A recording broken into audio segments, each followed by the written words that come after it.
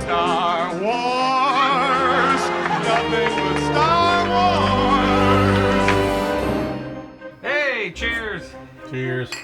It's another Star Wars preview. Star Wars Unlimited preview. It's a little cramped. It's a little cramped in here. What the heck, man? Okay,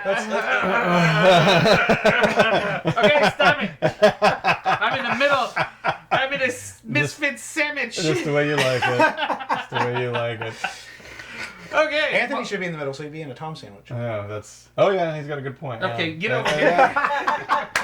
Too late, we're already there. Okay, so this is our Star Wars Unlimited preview. We got some Our special exclusive preview. Yeah, we got some special cards to show you, and we're gonna wait till the end of the video because that's how things work. No. That's how it works with us. No, okay. it works for everybody. You gotta Really? Is that how it works for everybody? You gotta wait through the BS. There's a surprise. You gotta get your YouTube engagement going like right now, this, someone's and then, hitting. Right now, someone's hitting the button and it's Someone's fast forwarding. forward. Yes, fast forward. No, they just grabbed the little They're thing. looking for the most viewed spot where the big peak is. Yeah. which works for us. We should just talk and fast forward to see if anybody notices. See if anybody notices. For full enjoyment, put this on 1.5 speed. Yeah.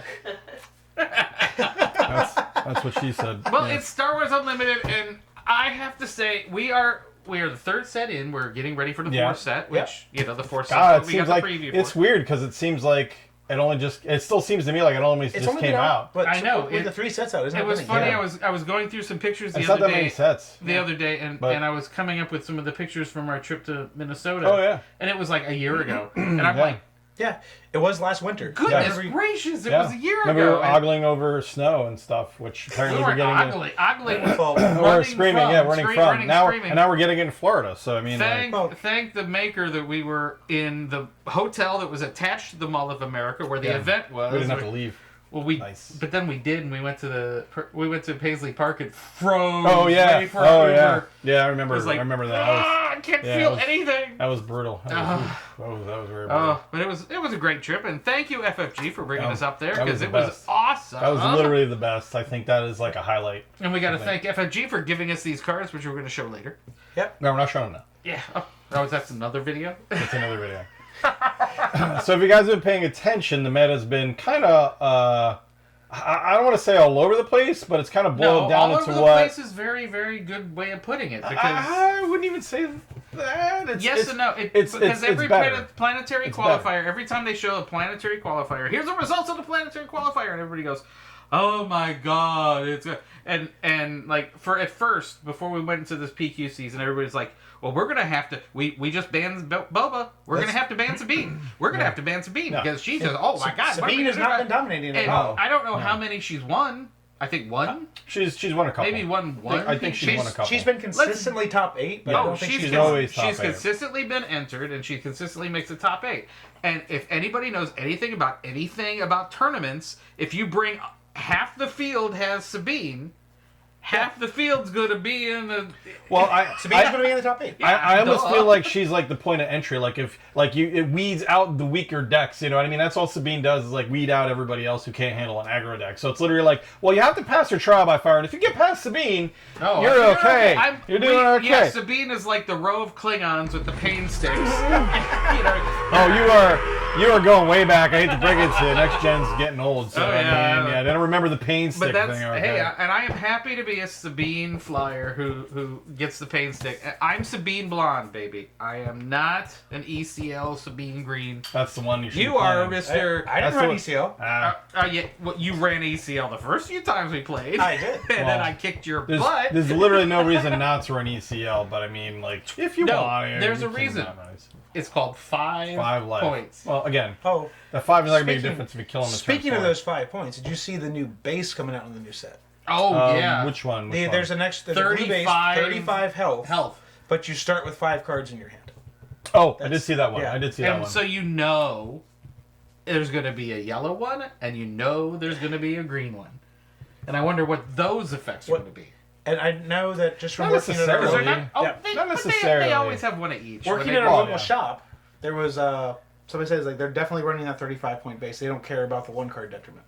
And there's also people say like that 1 card can make the difference. Yeah, I could not play Sabine Blonde with one of those cards. You got to figure start with what do you start with? You draw 6, you drop 2. Yeah. So so you're you draw drawing 5, 5, drop 2. drop 2. So starting with 3.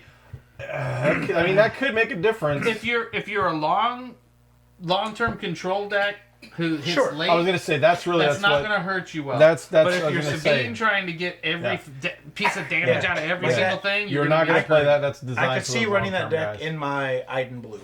Yeah, Iden Blue or Palpatine, or any of those that anything need that's to last till turn slow decided. burn. So yeah, no, I mean those- it's been healthier than it has been. There's no Boba trashing everybody anymore. Yeah, and but... it's funny because I keep saying this a lot about tournaments. Maybe I'm just one of those that's more cynical than others. But it's like it's all what people bring. It's all what your matchups are. It's all about matchups. But this now, it's like, I said in our last thing we did that people are going to be theory crafting. People are going to be coming up with crazy stuff. Of course, yeah. And then every PQ following, it's like, wait, what's this new deck? The Lemming Syndrome? Yeah. Yeah, it's like, oh, look at this. Oh, here's, wait, somebody finally came up with something that makes Django work. And then, Django. Somebody made something that CAD work. And then Quinlan Voss. So there's absolutely a thing about that. The thing about that is, and sometimes it pans out, but a lot of times it does. So what happens you see when you have this kind of shakedown, and this goes for pretty much any card game, is there's always somebody out of the box. And they'll show up with a leader or whatever, a deck that people don't expect and take home a win. The problem is, though, the thing about that is that deck necessarily isn't a deck that is consistent or viable enough. It's a matter of it was outside of the box enough that people didn't know how to handle it. Yeah. Oh, yeah. So we saw quite a few situations. I went to a tournament recently that I said, screw it. I'm bringing Grand Inquisitor. Yeah. Like my Grand Inquisitor deck. And everybody's like, what does that do? And so I'm like, hey, and I won the tournament. Yeah. But it was and it happens. like, what does that? I remember when. My God, I didn't know. I have no idea what to do with it. And it was, but I just love when somebody shows up with a deck that I don't know how this is going to work. Yeah. Like, I did that one tournament at Dark Side, and I'm like, dude, I don't know what your deck's going to do, but hey, let's see. But the thing is, on a bigger stage, like on a much bigger stage, like where everybody's looking at, like a PQ or something like that, like remember, what was it, Hondo was like a big threat for Hondo, 5 minutes. Hondo jumped in? Yeah, for 5 minutes. For 5 minutes. For 5 minutes. Like, oh my God, oh my God, Hondo's amazing. Hondo's the new thing? Oh my God, Hondo's the new thing. Guess what? Nope. Hondo was not the new thing. No, but he brought something out of the box. Everybody in the face for one tournament. Yeah, and what happens is people analyze it. What happens when it's such a big high profile? No one's going to notice like the dark side tournaments, but in a high profile tournament, every PQ. Yeah, every PQ, people and they're like, gospel. They're like, oh crap. Well, Hondo's good, but honestly, if we just play it this way, Hondo's not a big deal, and that's kind of what happens. You know what I mean? So like, you can show up with something out of the box, but it's not going to be what it is. Now, consistency, and there was a really good article, and I mentioned it before about by Garbage Rollers talking about going forward. And going forward, like I know you guys have been paying attention, but like I'm not sure.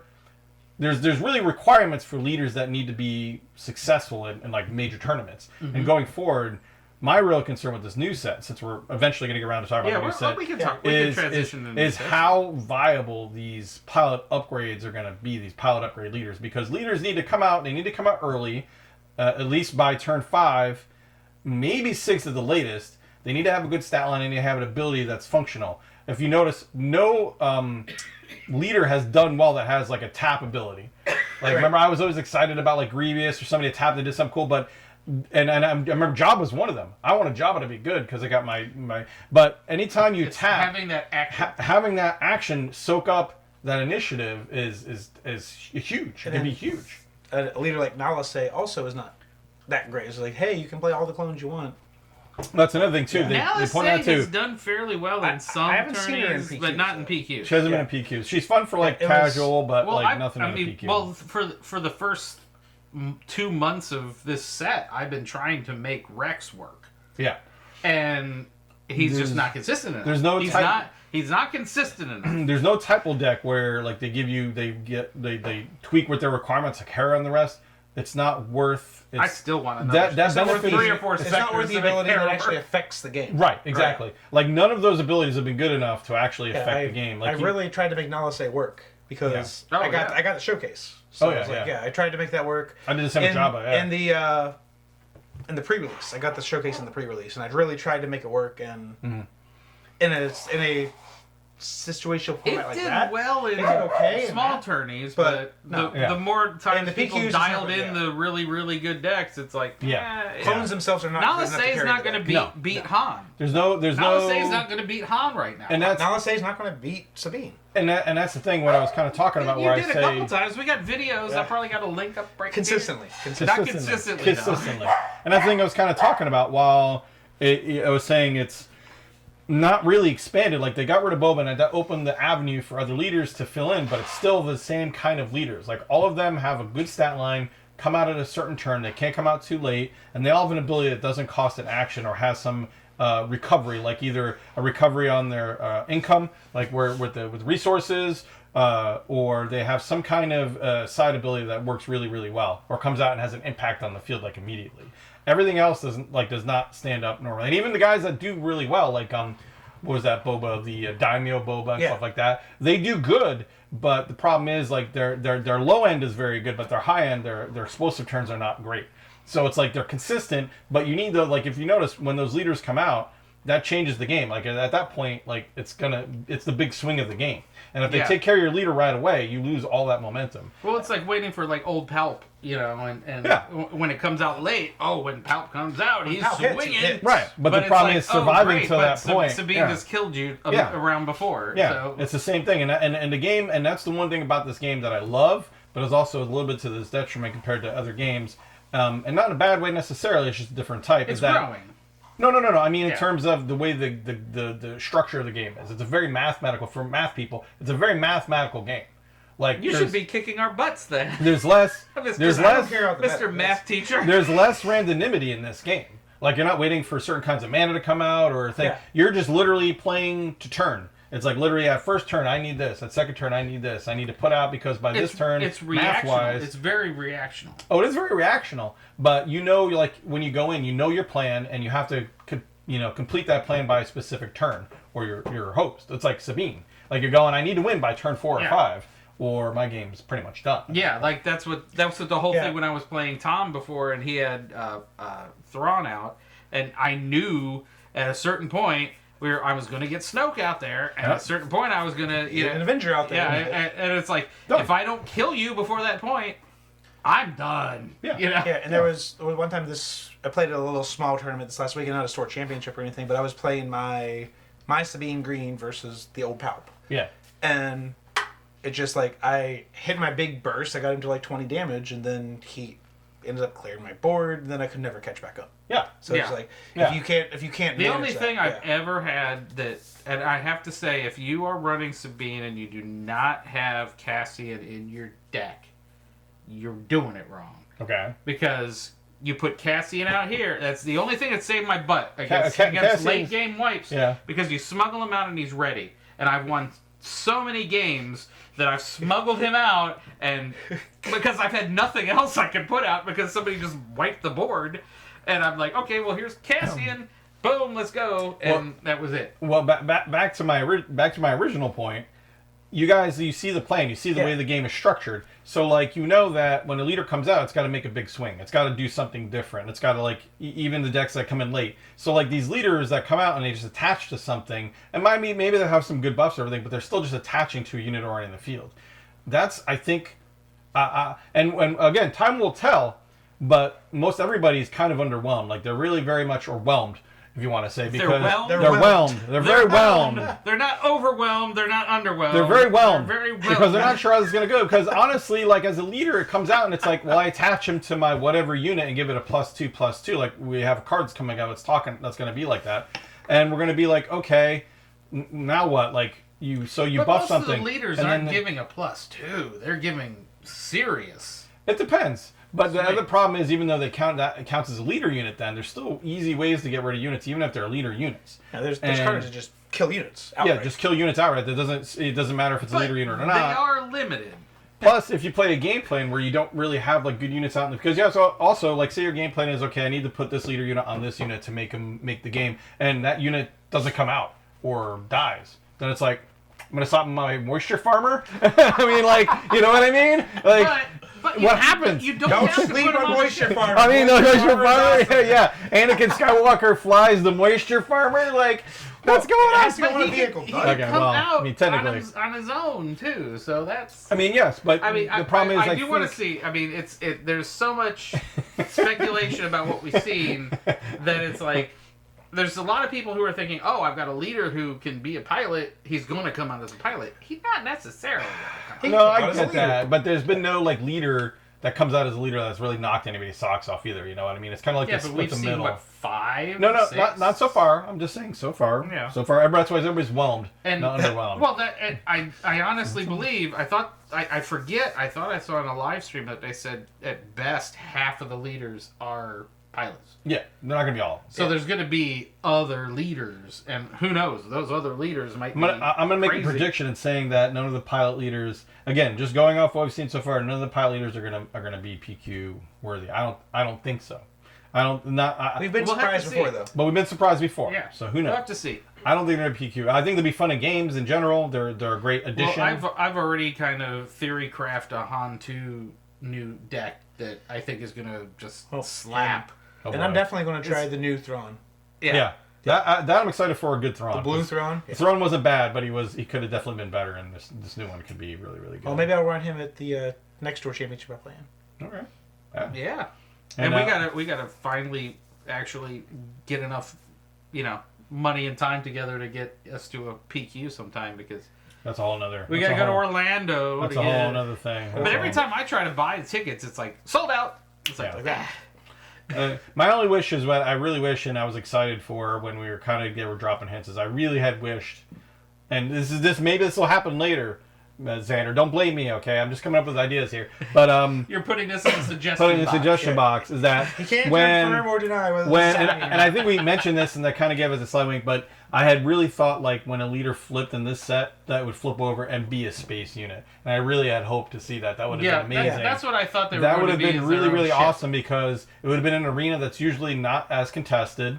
So it's a surprise because you have a very hard-hitting, usually leaders come out, and it's all of a sudden it's in space, and you're like, oh crap, that means that people would have to start paying attention more to the space field, because they know, okay, if I'm playing against Anakin, he comes out with his ETA fighter, oh, he's going to just wreck me. Well, crap, I need to get units out in space or something to do. It shifts the game balance a little bit. It's shifting the game balance because, in all honesty, a lot of people, I don't know if they maybe put a quarter of their deck into space. Yeah. Now it's going to mean you gonna have to have some space. I mean, maybe. I mean, unless you can ramp on the ground. Quick. I mean, if you're putting it on a unit in space, like instead of it being its own wrecking ball of a space unit, you're just attaching to something and giving it a buff. It's kind of like. But some of these buffs are pretty sizable. So you can take a ship that normally does 3, and then you buff 6. It for 6. Yeah. That's swinging. And if there's nothing in the way, you mean buff it a +6/+6? No, it would be a 6, like 6. Oh, I mean, be up to a 6. Yeah, and then like the Falcon, I think with Chewie and Han, what was it, like 13 on the top of the Falcon? If you put Chewie and Han pilot on top of the Falcon, which it just makes it insane, because the Falcon can take both of them, right? And they both buff seriously, and then you can't target the Falcon with any abilities if you got Chewie on it. What was it? I thought they said it was like 12 or 13. Target the Falcon with Chewie on it? Yeah, Chewie is like Chewie's ability is just like the Phantom, the TIE Phantom. No, so whatever he's attached to, or when he's out on the ground, he's like a TIE Phantom. So you put that on the Falcon, and then the Falcon can take 2, and then actually you could put R2-D2 on the dang Falcon too. Yeah, we didn't even know that until we saw that R2-D2. There's only one problem with the Falcon. Because he adds another slot. There's only one problem I forgot with the Falcon. It's got a tax, doesn't it? So it's permanently cutting down your resources by 1. No, this is the new Falcon. Oh, okay. I was talking about the old one. Yeah, this is not even. It's not even the new. There's 2 Falcons in this set. Did you see that? No, I didn't see that. There's 2 Falcons. There's one gold. That's gold one. That's Lando. Right. And there's one that's the Falcon. The Falcon is the one that can take 2 pilots. Oh, okay. All right. But then R2-D2, they just released R2-D2. He can add another pilot to it. So you can have Han. Chewie, and R2-D2 on the Falcon. And if you're swinging with that, you're like, game over. I would really hate to have that unit out though. So he plays, what is it? Select one unit on your side and remove it or whatever. Yeah, power the dark side. Power the dark side. Yeah, it's like, crap. So you got to put a lot of little pingers out there. Yeah, I mean that's the thing. There's a lot of removal. Too many times you did that power the dark side on me. Too many. Oh, I love when power the dark side. Oh, here's Sabine. Oh yeah. There's times when I've had his board clear. He's like, okay, I bring Sabine out. And it's like power the dark side. Yeah, have a nice day. Have a nice day. Yeah. Oh man, that's three resources, kill a leader. Yeah, have a nice day. It hurts. I'm still going through therapy. I've done that in tournaments before. There was one player, I can't remember who it was, up at Dark Side. He's like, are you sure that doesn't say non-leader? It's like, no. No, it's... You pick. You pick, If you only have one thing out... No, I mean, my favorite deck is still my Iden Blue, which I did really, really, really well with. I still one of my favorite. Just the flow of that deck. I still never got the hang of... I think she kind of got replaced by Kira. But I never liked her as much. It was just difficult to play with her. I've seen a lot of PQs the last few weeks of PQs where Iden's jump back on the board. She flips and she basically does half damage to everybody. So and then she gives shields, right? And then she gives shields, yeah. Yeah. The idea is like her whole purpose is when she comes out, you're supposed to damage she's a response to their leader coming out because she does half their life and then. But she heals everything and then deals half damage to everything, right? Yeah. Okay. Mm-hmm. She's very... Which is great if you got a Cad Bane deck. Yeah. So... And I have to say, seeing all this stuff and seeing where the meta is now, I have to give kudos to FFG and their design team. 100%. Because granted, that one little oopsie with Boba being a little... Like, literally, Boba would have been fine if they had him come out one turn later. Or...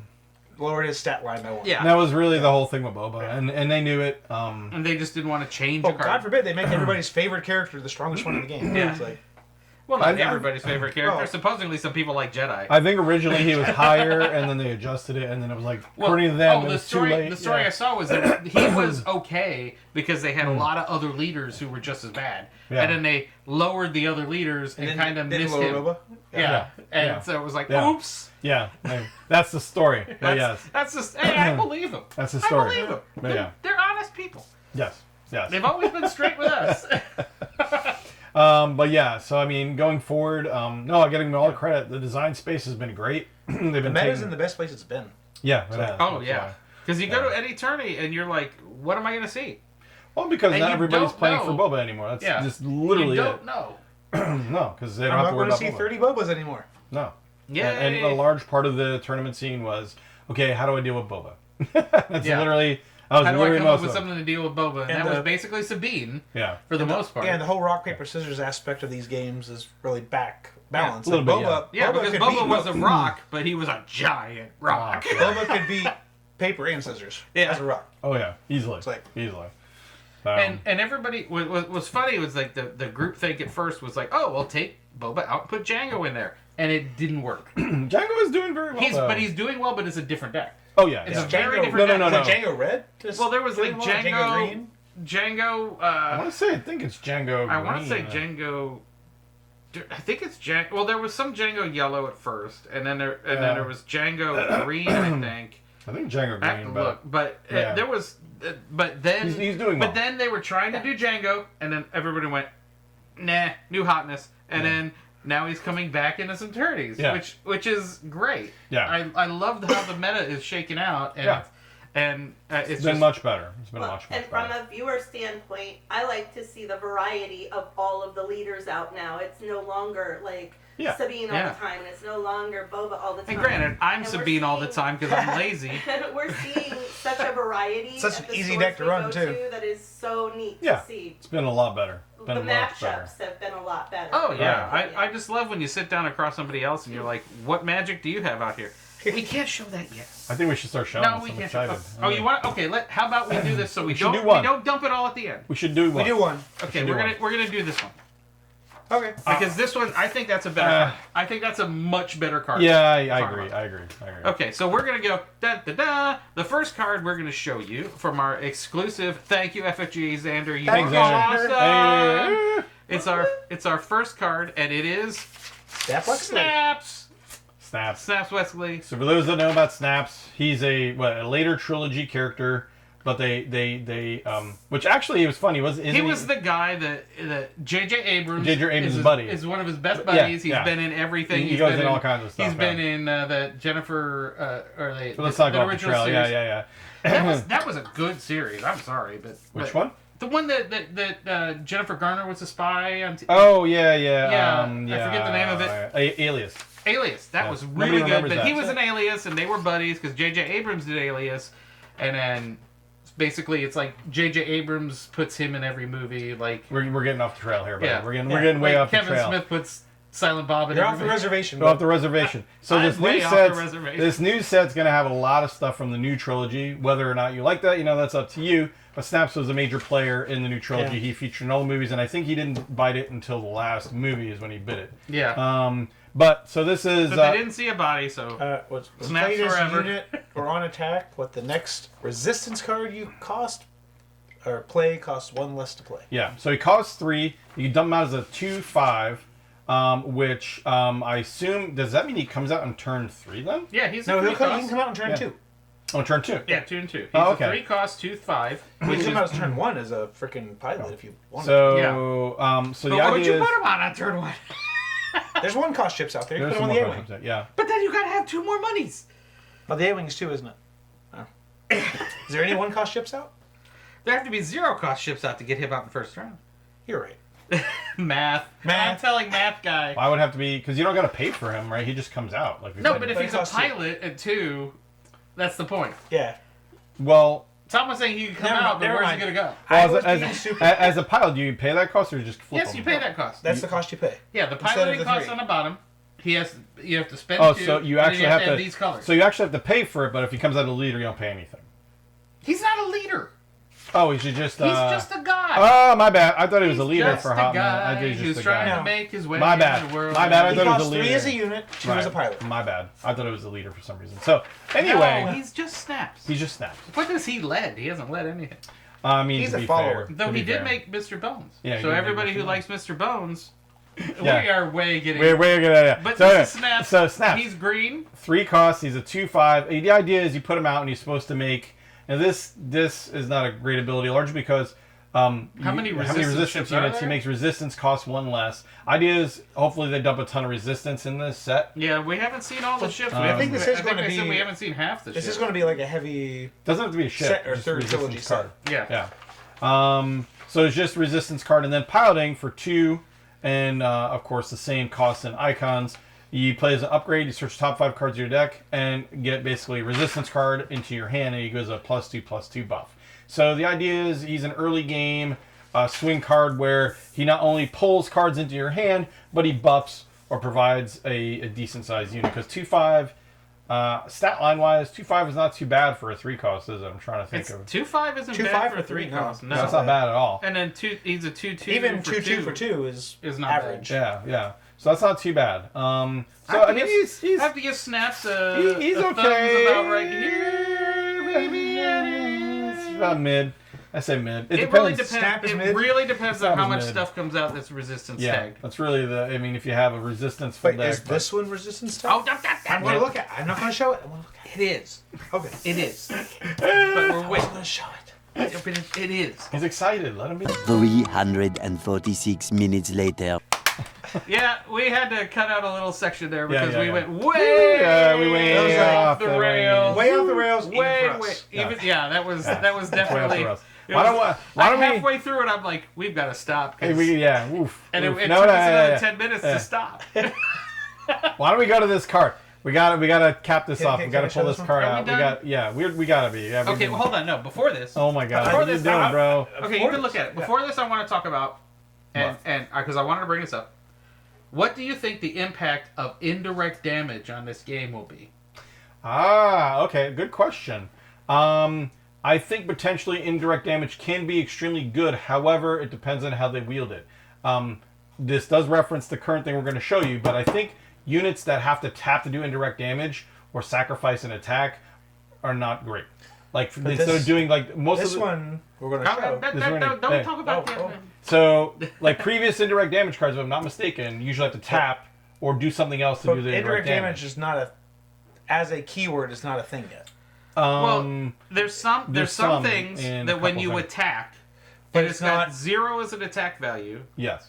Then it does indirect damage. Yes. Like there's a Y-wing and a couple that have others, effects that when you bring them out, they do a certain amount of indirect damage. Like with but they don't Fett, use the term indirect damage until this new set. Yeah.